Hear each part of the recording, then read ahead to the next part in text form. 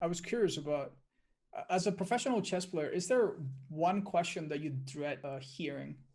I mean, it's not Is really a there one that irks question. you? It's not really a question per se, but I would say one thing that I find very annoying, and I mean, I even on Twitch sometimes I see it too, but it's like, all right, so I think we're gonna be playing hand and brain if I understand it correctly. But again, like as we go through it, go ahead and ask a lot of questions because again, you did win that show, so I'm sure that you're here to learn. I understand that there's a lot to learn from you, but I'm also at a level where I probably cannot keep up. You go take stakes, and I'm still in the first one. So I hope I can quiz you about what it's like to be a chess streamer as well. Yeah, well, I think one of the great things that I really learned, like with hand and brain especially, versus like just say doing a traditional lesson, is that sort of I can kind of, as we go through games, I believe that I'm the person who is am I the brain or am I the hand? Let me see. I think I'm the hand, right? Out of curiosity, if let's say that we were right now in some finals tournament, what would give us the better chance to have the stronger player pick the piece and trust that the other one finds the right square or the right move, or the other way around? What do you think? That's a tough question. I think what I would say, I mean, in general, is that it really depends on whether me as a stronger player, whether I understand your style and I can sort of guide you into positions where you have like limited possibilities to make big mistakes, versus say like if I don't have that knowledge, it's much better if I'm the hand. But if I have that knowledge, I'm not actually sure that it isn't better if you're the hand. All right. Okay, so I think we're gonna be starting in a second. I think we'll have some of the admins start the games. Okay, let's go with knight. Let's go with pawn.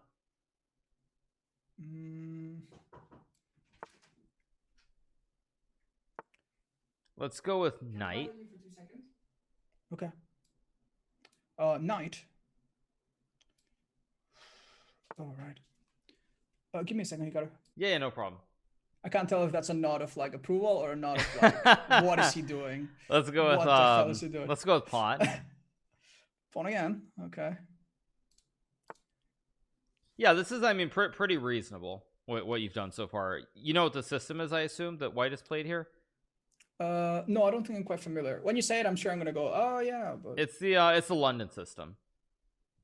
Wait, did he? Oh, you're right. Yeah, actually I do know that one, which is you push the middle pawn and the bishop out on the next move, right? Yeah, exactly. Right. So I mean, it's probably the opening that I think we've seen the most in all the pog champs. So let's go with bishop.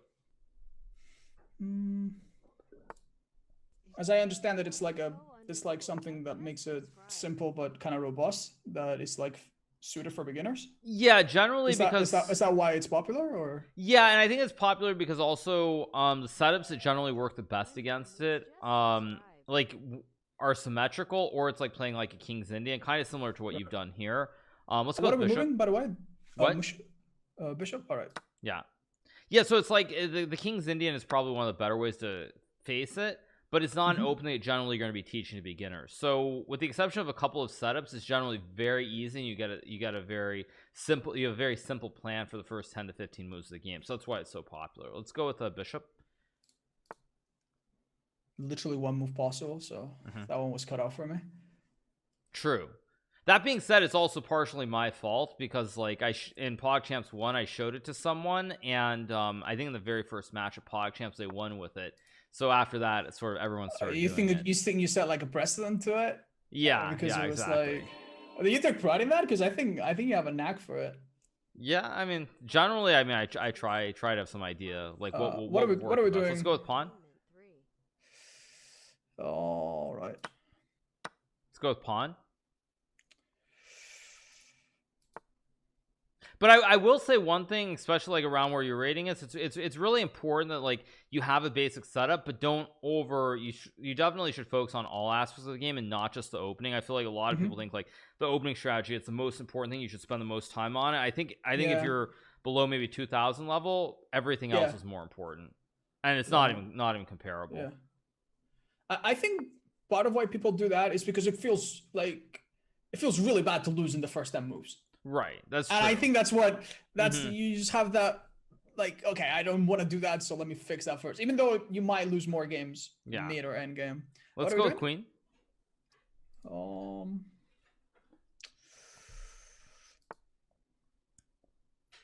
Yeah, this is pretty good, very good, and it's also good that you see where I'm trying to go with my king. I'm trying to think like the few principles that Anna like drill into my head. King. Right, because if you go the other way, your king is not really protected. There's just an open file. No. Yeah. Okay, let's go with pawn. I think everything. We could have maybe pushed it, but. Are you doubting my move? No. I'm saying. Oh, sorry. Oh, you thought I meant e4. Oh, sorry. Yeah. Maybe I'm like, no. I know better than that. But maybe I thought maybe he means this. You know. Let's go with rook. But okay, all right. Okay, hold up. No, I forgot that there actually e4 was a move because I only said pawn. Just for a second, I forgot that. Okay, I did feel a bit intimidated there. I'm like, okay, he's going to like force choke me through the internet if I question this. Okay, I see a move here. Yep. Yeah, I said rook. Oh, you said rook. Forgive me. Yeah, this is perfect. Let's go with pawn. Yeah, this is painful. But you see, this is an example where if I had said knight, there are multiple ways that are winning. But if I say pawn, there's only one logical pawn move, and you're winning the bishop. So it's like guaranteed that you're going to be ahead by a piece. That's so funny that you have to think extra steps to make out for my inexperience. That's hilarious. Okay, I think we're. Let's go with knight. With knight, okay.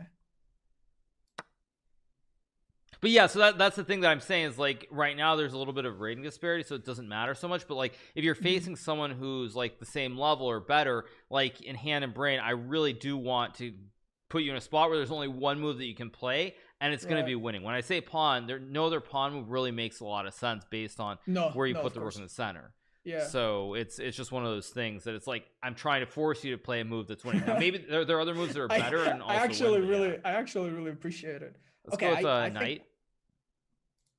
I think I see the idea here, but because also if I think about it from like a learning perspective, like if I just try to say, you know, whatever the piece is for the absolute best move, you're never going to find it. It's not going to happen, and so you're not going to learn anything from that. But if it's focusing on basic moves and basic concepts, you can definitely pick up some of that stuff because I can replicate it in my own games, right? Yeah, exactly. Yeah, that's exactly why. Okay, let's go with rook. He just let that happen. It was kind of hard for him to do anything though, as is. Where would where would his first mistake be here? Maybe not castling early enough, or probably his first mistake. Remove the pawn in the e file. It was like around move 12. He should have played c3. Let's go with queen. I think you're signaling this, but not 100%. Right, but even if that's not the move I want, there are limited moves that you can make. Yeah, like I can't fuck it up too much even if I try. Exactly. Yeah, that's the whole point. Yeah. All right. Yeah, this is very good. Very, very good. He'll maybe go bishop e5, and then we capture on what is c3. Yeah, if bishop e5, queen c3 is actually just a very clean. And then there's like a threat of mate, and it's hard, I think. It's actually a forced checkmate if that happens. Jesus Christ, okay. Let's go with queen. I don't think this changes anything. Let's go with queen. That's it, right? Yeah, that's right. Yeah, so like the big mistake that your opponent made was kind of in this opening when you play the London system. You always are looking to put the pawn on c3 so you have this kind of triangle from e3, d4, and c3. And the big mistake was that he never did that. Right? No, he didn't do that. That was the whole point. So like around like move 12 or around move 12, move 13, he should have pushed the pawn and then moved his knight to d2 because that fits in with the theme of what you're always trying to do in the London system. Like you're always trying to develop your bishops like he did in this game. So the e pawn we're talking, and then support it with the c pawn. Yes. So like okay. if you go to like move 12 after queen e2, you castled, right? And here he didn't play c3 on move 13. He played knight c3. He needed to play c3 either on move 12 or on move 13 to support that pawn on d4. Okay.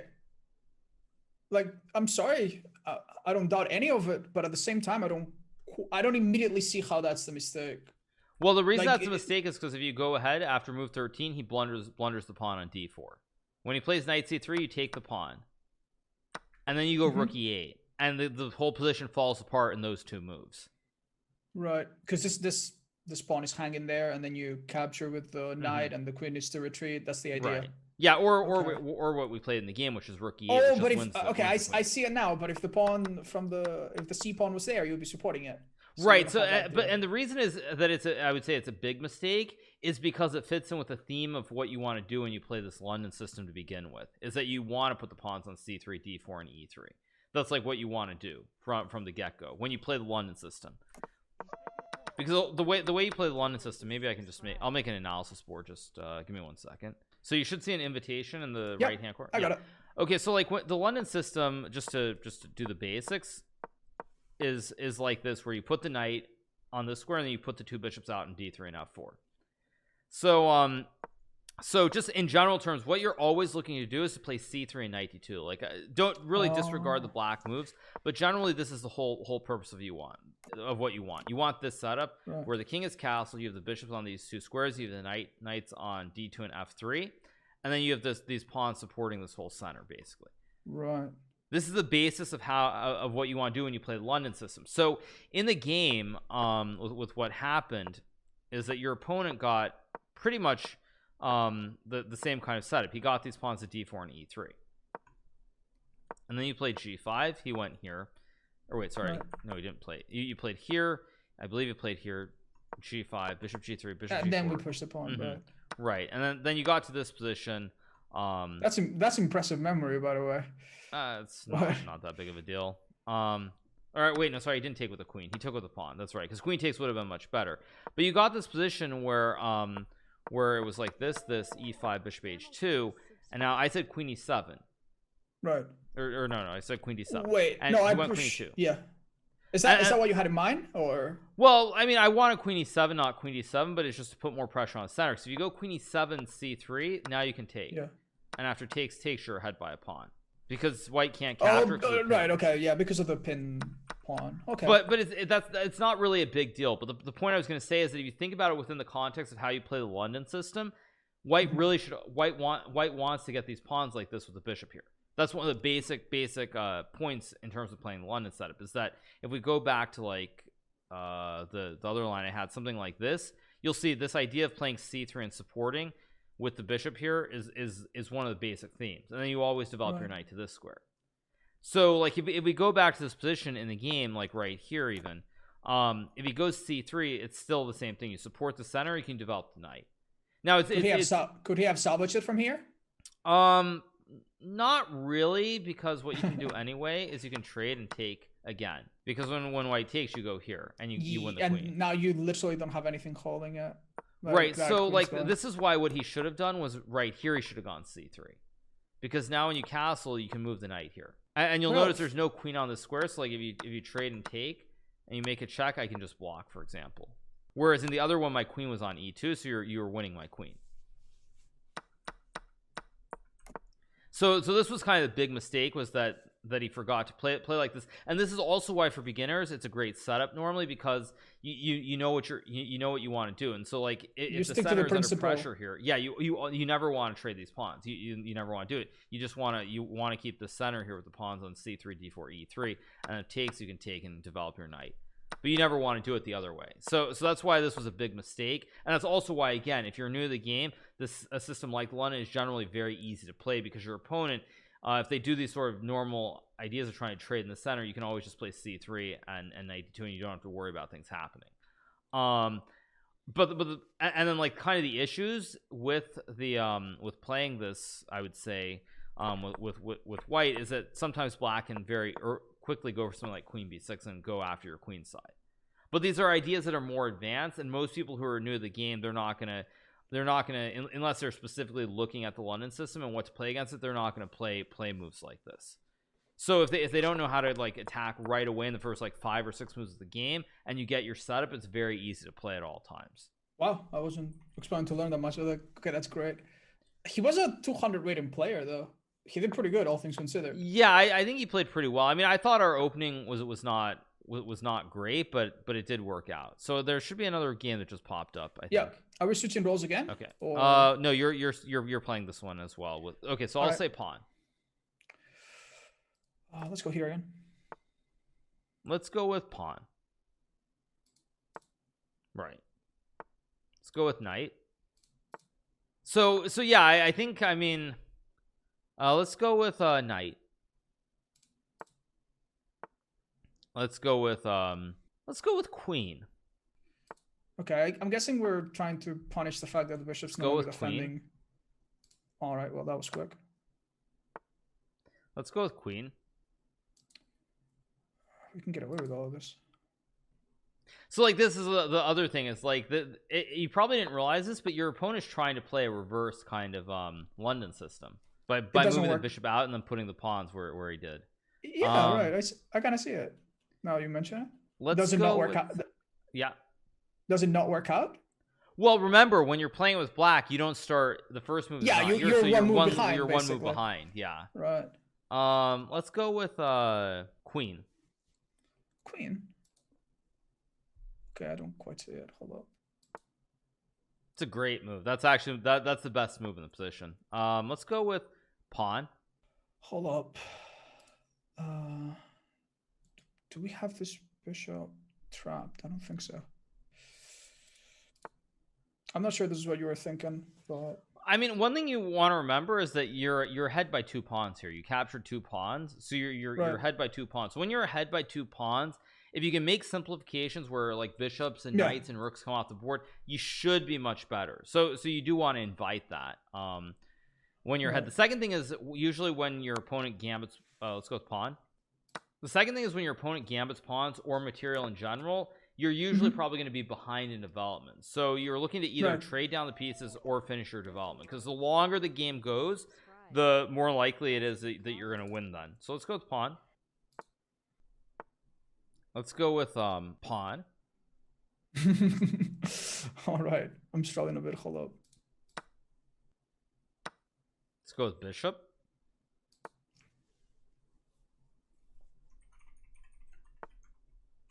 Let's go with queen. I don't know if it's any good to retreat to b3. We don't want to go to c2 for sure. Let's go with king. Let's go with queen. Yeah, so I mean, overall it feels like generally you have a pretty good understanding of what you're trying to do, but the middle game, it strikes me, is probably the biggest weakness you have right now. Let's go with knight, because it feels like your openings are pretty good.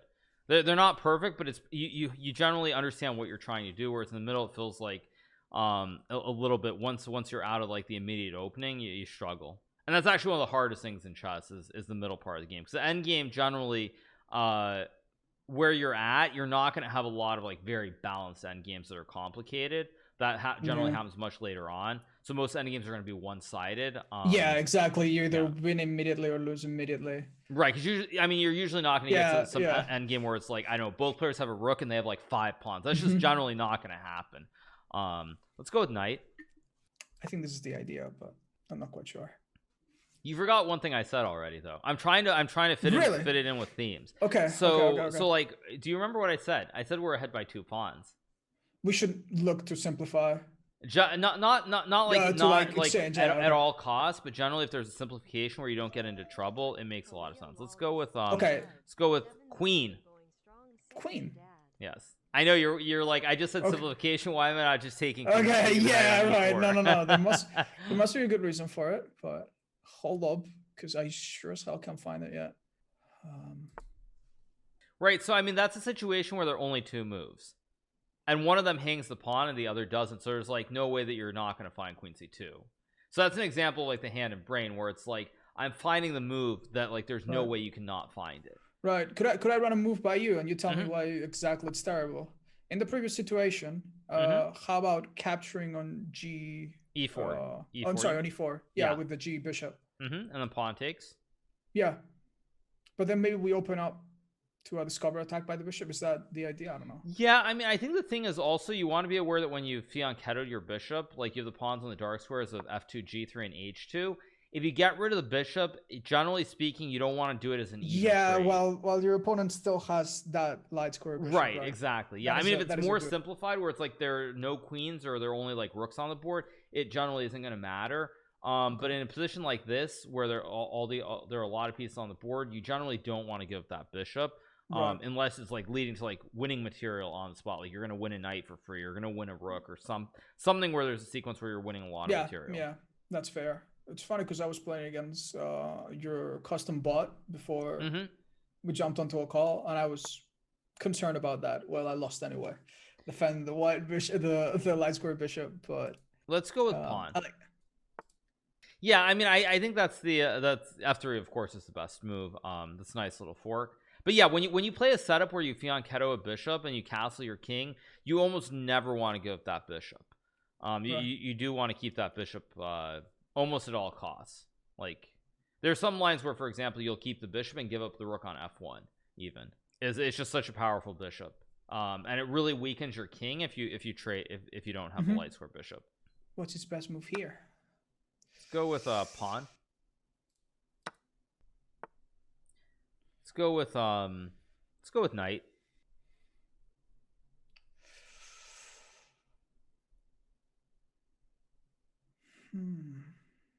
Okay. Yeah, this is pretty much perfect game that you've played so far. Couple moves maybe in the early weren't fabulous, but overall this has been very, very good. No real mistakes. And I think that's also the thing. Like one of the most important things is like let's go with bishop. Let's go with knight. Let's go with rook.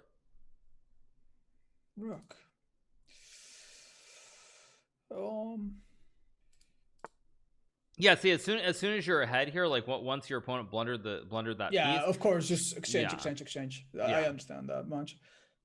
Would it have any merit to capture the pawn on the a file with the queen, this previous move?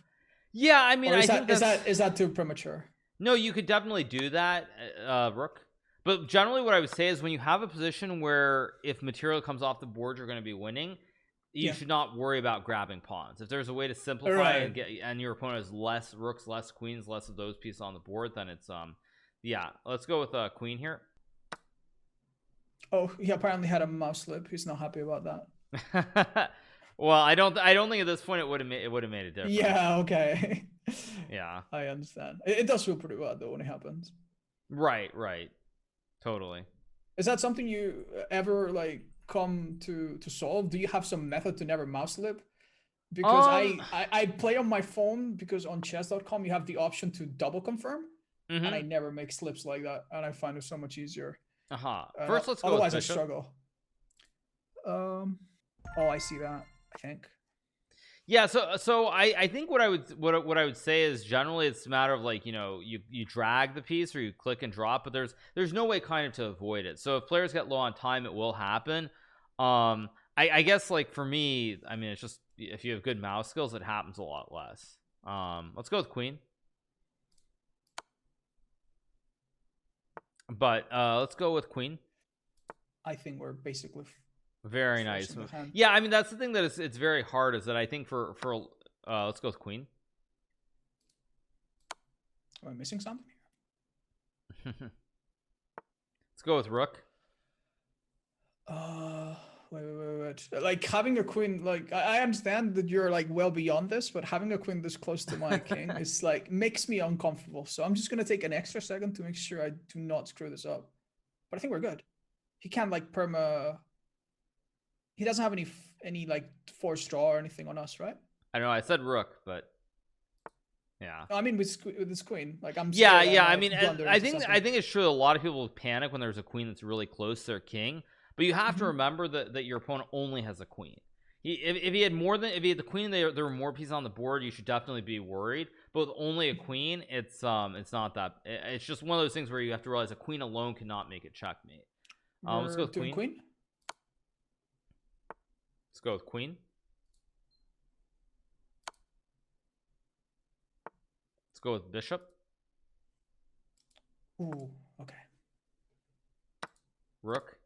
Yeah, bishop h3 is what I wanted for checkmate, but it's all good. Wait. There was a checkmate? There was a first one? Yeah. Bishop to h3 or queen to h3 were both checkmate on move 35. Just okay. That's when you get blindsided by like a good move and you don't bother to look for a better one. Okay.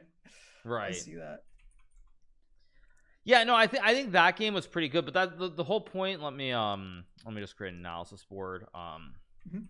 So yeah, so you played c4, your opponent played c6, d4, d5, knight f3, bishop f5. You seem to be relieved when I moved the d pawn. Was I right to do that? Was that your idea? Or yeah, I mean the thing is, when you with a lot of there's certain openings like the English where if your opponent plays a certain setup, you have to transpose into a different opening. So like a lot of people think of the English as, you know, you get some position where you can play a very simple setup like bishop e2 and e3 knight e2 or d3, something like this. But if your opponent on move 1 responds with either this pawn push or this pawn push to play for the center, you almost always have to transpose back into, say, playing something like d4 on move 1 and getting this position. So there's certain setups like with the English where it transposes into other systems. But yeah, I was happy that this occurred in the game. And then like your opponent here, you see try to play a London system to bring the bishop out. And then again, it's the same thing. You put the knights on these two squares, and you'll see it's like it's just with the black it works the same in reverse. But is there any disadvantage to playing it in black? Well, the point is you're one move behind. Now if your opponent doesn't know what to do, that if they're very quietly just playing like e3 or for example or bishop f4, you can very quickly get the same kind of setup. But that's why I said play queen b3, because again the extra move matters. And do you think he didn't see it or he did not care? What was his idea here? I mean, I think he missed it, and that's why, as I was saying, if you're very aggressive at the start against sort of the London system setup with moving your queen out, it makes a difference.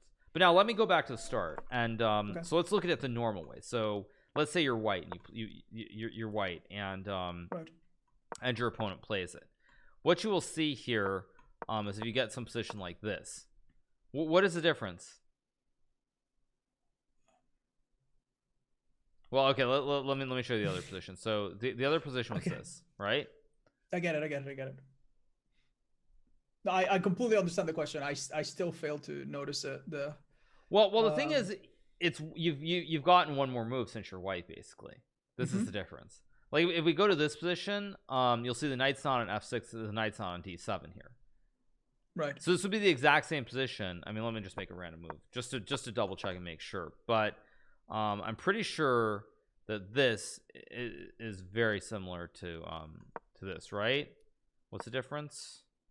It's very close. Well, I guess it's a touch different because the position that I had was with two knights. But let me make some random moves. So you see, like if you get this position, this is the exact position that we had. But basically, it's that you had this develop. You had both the knights out. But if you're playing it, if you're playing with white, you get an extra move before this all occurs. Whereas when you do it with black, for example, in this position, you struggle because his pawn is weak right away. What would be the way to salvage it from here for him? Well, it's already probably bad for black because when he tries to get the London system, it's very hard to play a setup. Like if he plays queen b6, for example, you can go pawn here. Okay, that seems uncomfortable because now you're forcing her to move away. Right. Now you would probably think here you have two pawns. You have the double pawns, one on top of each other, and you would think it's actually bad. But it's actually really good. And the reason it's good is because you can immediately put pressure, and you can sort of get rid of this b3 pawn by pushing it up the board immediately. So let's just say black was like knight here, you can go b4. Yeah. And if black develops, you go b5. And if black like castles, is it the point here just to fix your pawn structure, or is there something else behind it? It's that basically the pawn you end up in a situation like here where you can push this pawn and you basically get a pass pawn, the support protected pass pawn long term. I'll make some random moves just to show you exactly what I mean, but like if you get to some position like this, you'll see that you have this pawn that's supported by this whole pawn chain. Yeah. And Jesus. I mean, again, at your level, probably it doesn't matter that much, but objectively, it's very hard to play because what happens is that the basically the pawns are all these pawns are symmetrical. So the only difference is that you have this pawn versus this pawn. These two pawns are the difference. But this pawn is very weak on a7 long term, whereas this pawn is never weak because it's supported by the entire pawn chain. So long term, you can say like, you know, castle. I'll just make some random moves just so you see the idea. But you can do something like this and go here, and you can put a lot of pressure on this pawn. And anytime that rook tries to move, it's leaving that pawn undefended, so it's kind of pinned there to never move. Right, whereas your pawn, for example, cannot be attacked no matter what. It's supported. Even if black goes here and you just waste moves, there's still nothing black can do because black can't attack the base of the chain here. So this pawn is always safe because this pawn here can't be attacked. Okay, that's an idea I never figured out playing the English Open. Like, right, well, I mean, it's not it's something that I struggle with.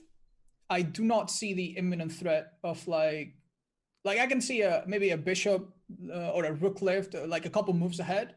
I do not see the imminent threat of like a couple pawn moves in advance. Like I find myself, okay, when this is not something.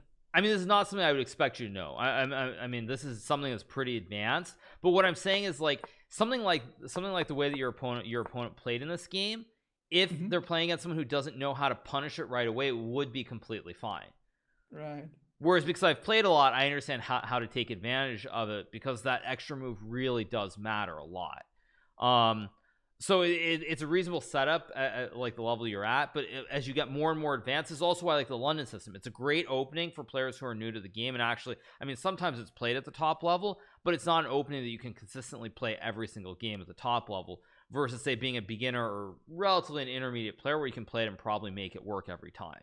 So there's one thing that fascinates me that I've been meaning to ask you. I think some months back you made a video on, I wrote it down because I couldn't trust myself to remember the name, but an international master from Vietnam named Tuan Minh Lee. And if I understood that correctly, he was a bit of a one-trick Andy where he learned one opening, and like was extremely sharp in it. But maybe take him out of that, and he was more like an average player of his ranking or title. What is preventing, say, a grandmaster from like just focusing on one opening literally forever? Well, interesting you should say that. I would say if you go back probably like in the last 30 years, there are a lot of players who would only play one first move. So for example, they would play e4, or they would play d4 for their entire careers pretty much. Forever.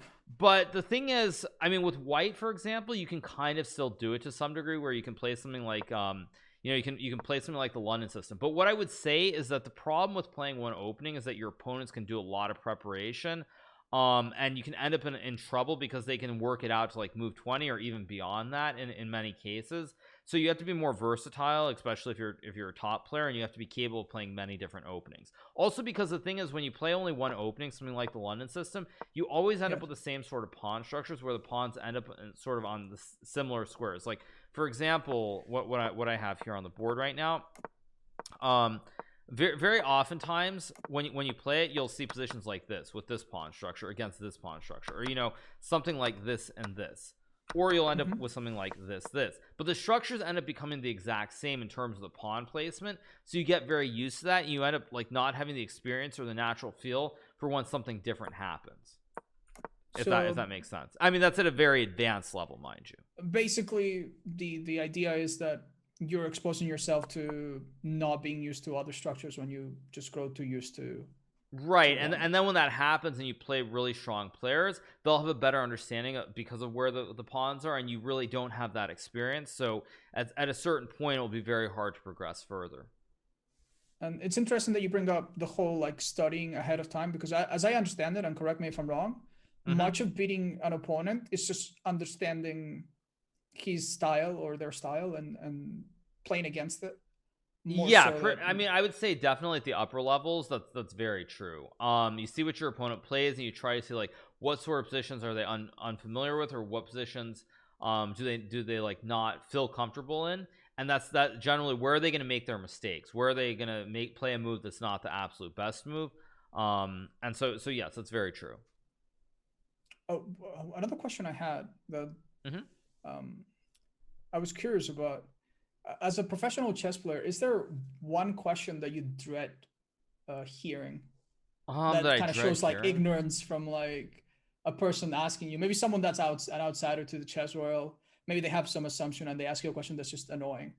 Because when I was in college, I had a Hmm. bunch of friends from different disciplines, and we all had one question that we found annoying. Like doctors or people who were studying medicine, they would get questions like, "Oh, when are you gonna, give me a free consultation?" Us psychologists, we were getting like, "Oh, you study the brain? Yes. What am I thinking right now?"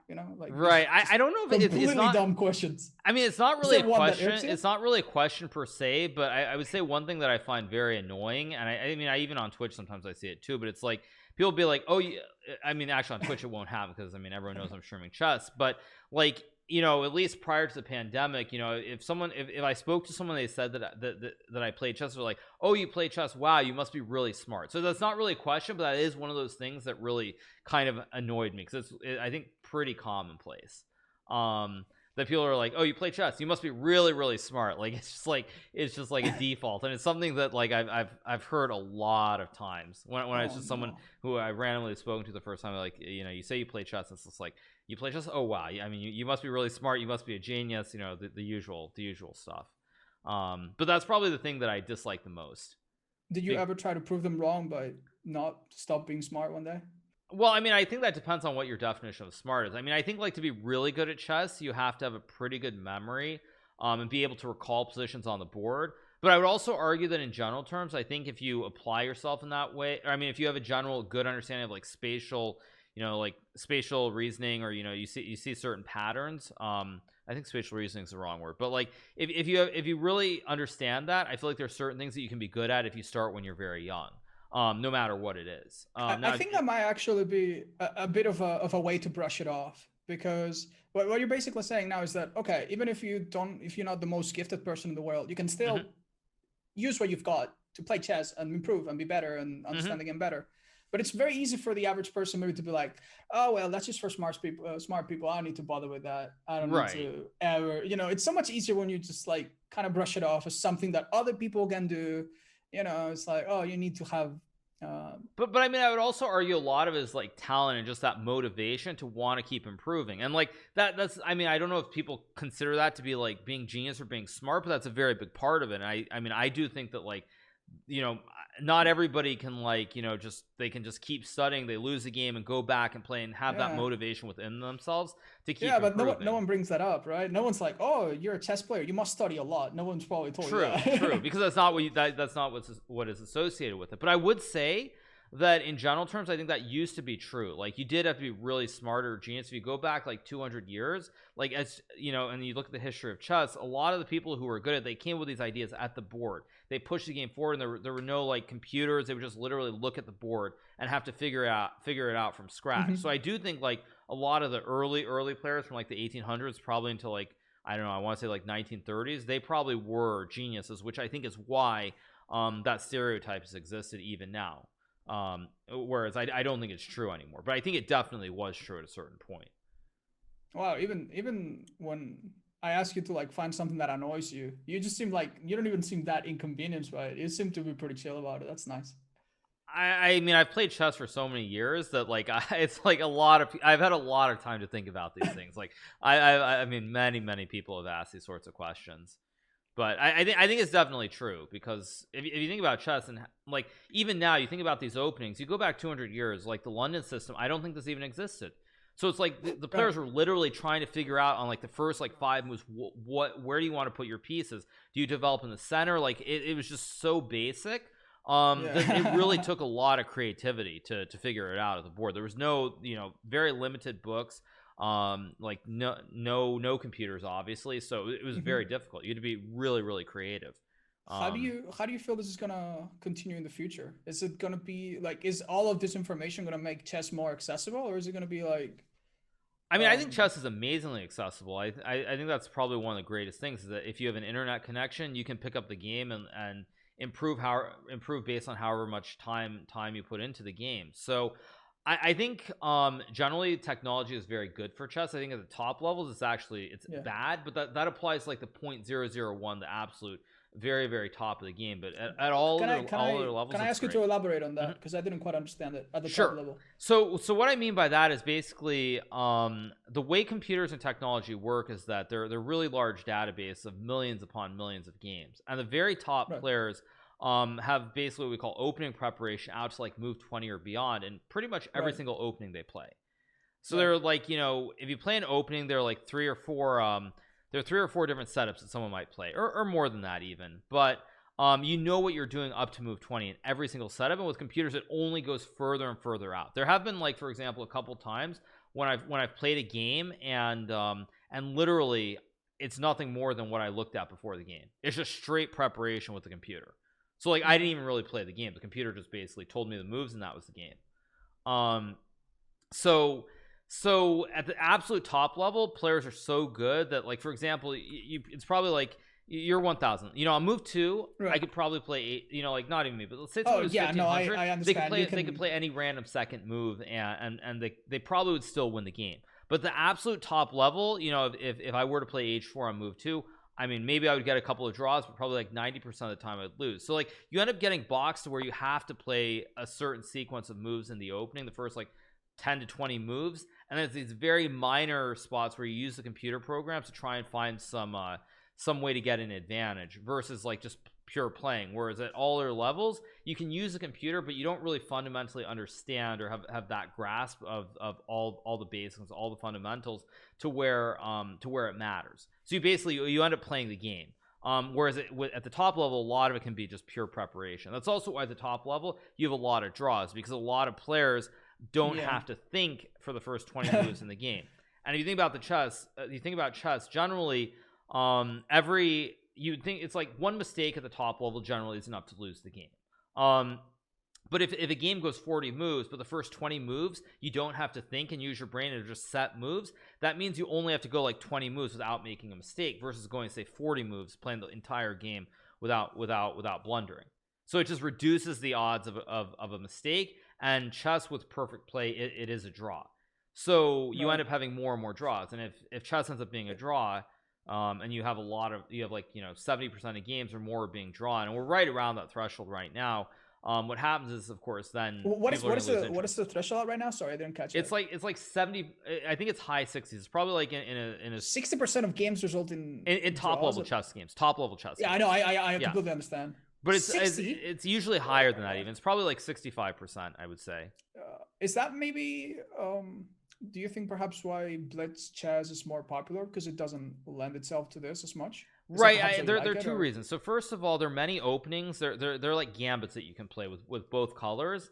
And if someone has 2 hours on the clock to think, they'll be able to refute it at the board. Even if it takes them like 40 minutes, they'll be able to work it out. Whereas when you play quicker chess, you have to rely much more on intuition. So like if someone plays a gambit against you, you don't have 30 minutes to figure it out. You have to spend like 2 or 3 minutes and try to figure it out. And so it's much harder to do that with intuition when you don't have extended amounts of time to think. And so that's the first thing. And secondly, also, like, the openings don't matter as much. Like, you don't have this preparation because, again, people have to figure it out on the fly. They have to use their intuition. In many cases, you can't do pure calculations the way you can in slower games. Do you think that would hurt the image of chess down the line if this continues to happen and chess analysis is easier and easier? I mean, I don't think it can get that much better than it is now. It seems pretty good as it is.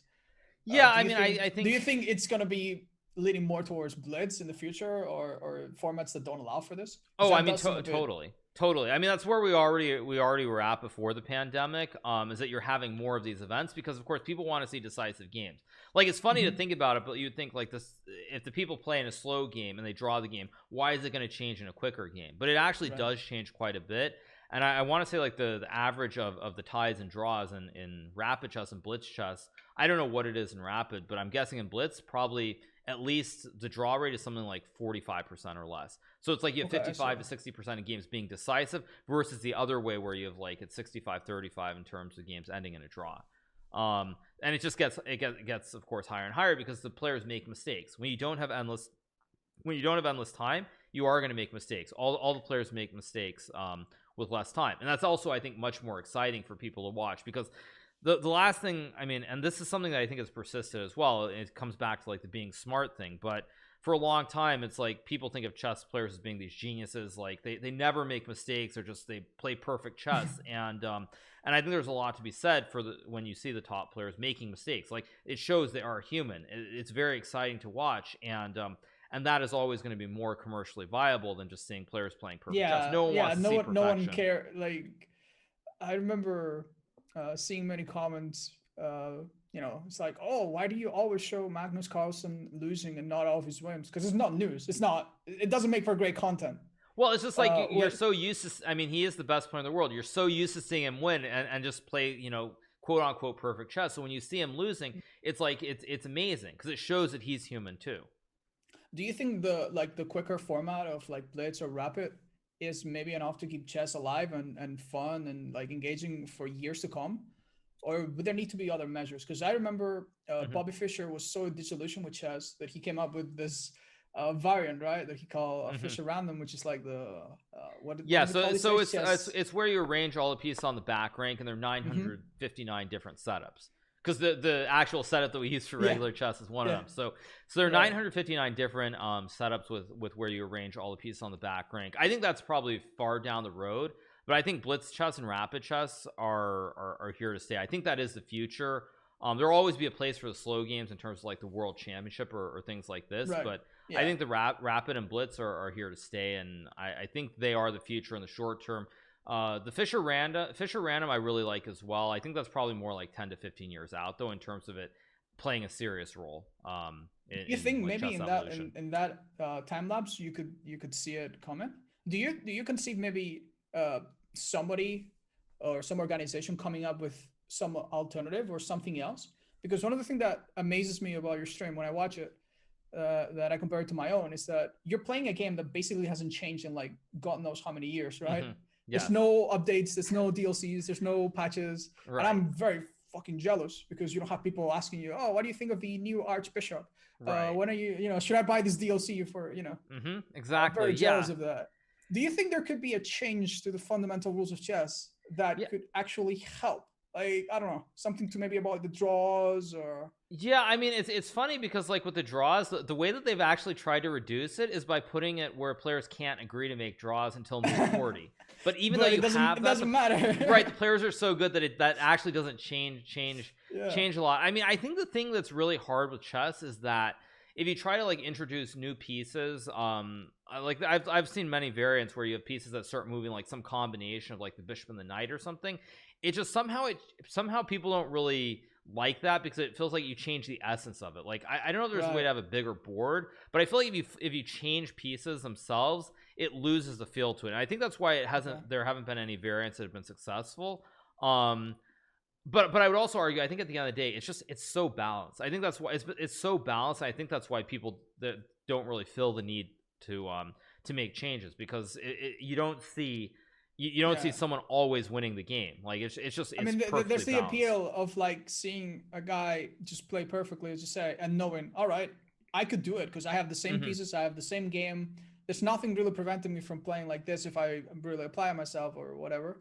So it's like the game is the same for everybody. But I was maybe thinking of like other regulations, like what you said, like preventing draws before X move, or I know some people also like to like count material at the end of a game to see who's drawn. Like that's one of those rules that's one of those rules, now that you bring that up, that actually could change a little bit. So at the end of the game, if someone's king cannot move anywhere, it's called stalemate. And that I never truly understood, because you literally just choked an opponent who was definitely down bad. Right. And okay, he might have been resourceful and been like, okay, I made you walk into this, but it truly doesn't feel like a tie. Right. No, that's also a rule that I know there's been some people who have spoken about, where they feel like if that happens, and one side can't move, it should count as a victory. It should not be a draw. I could see that maybe being a change as well. But other than that, I think it's very hard. I think Fischer Random is probably the next wave if chess gets to a point where it becomes mostly solved. But we're nowhere near that point. And again, blitz and rapid chess are thriving. you have a lot of exciting games. A lot of fans are loving, they love watching the competitions, and you don't even have the same winner. Like Magnus Carlsen, for example, one of the things people would say is that like it's very boring because he wins every event, and he actually has not won. I think we've had like a different winner in the last like 3 or 4 of the major chess events online. So the sort of the parity as well, I think really helps too. Words of encouragement for Magnus Carlsen. He probably doesn't need it very much, but we believe in you. yeah I mean I think ultimately though, in terms of changes, I think Fischer random, but I would say if there is some fundamental change in computing power and there is a way that chess becomes close to solved, where like, are you familiar with table bases? With table bases. Okay, so table bases is basically their algorithms where we can put a position into a computer engine and it's a forced solution. So if there are like 8 pieces on the board, it will tell you, this side wins. Yeah, in right. X amount of moves. Like there's like a point where the engine can literally guarantee you that there's perfect play. Exactly. Yes. And right now, that's only available with like a very limited set of pieces. That's and it's like 7 pieces, but even for I think 7 pieces, it's like it's hundreds of terabytes, and with every piece you add, it just exponentially it grows. So like chess should probably won't ever get to that point where it's solved unless like there's some fundamental change in like computing power and storage. But if something like that starts happening, which could happen a couple of years down the road potentially, then I think that's where variance and changes really are going to be important. Wow, I never expected that, because those situations, like, they happen near the end of the game, right, where there's only a few pieces left. So you would think that by then the players would be out of prep, would be out of early game, they would be out of opening theory, they would just like, it wouldn't matter if there's a computer perfectly analyzing it for the commentators at home. Like they would still need to play it well themselves, right? But so, I see the point of it. So like, I mean, is there some way that you could get that to like, actually with 7 pieces it doesn't matter still, because of course we're not going to know. There are some positions where the computer will tell you it's like mate in 500 moves, which is really it doesn't even make any sense. But like if you could have it with 32 pieces, then at the start you could sort of memorize a lot and get to certain points. But again, I don't think that's realistic in the near future. So I don't really see there being many changes now. But that being said, down the road, probably Fischer random I think is the first thing, and then beyond that, I mean we'll see. But it's going to be exciting.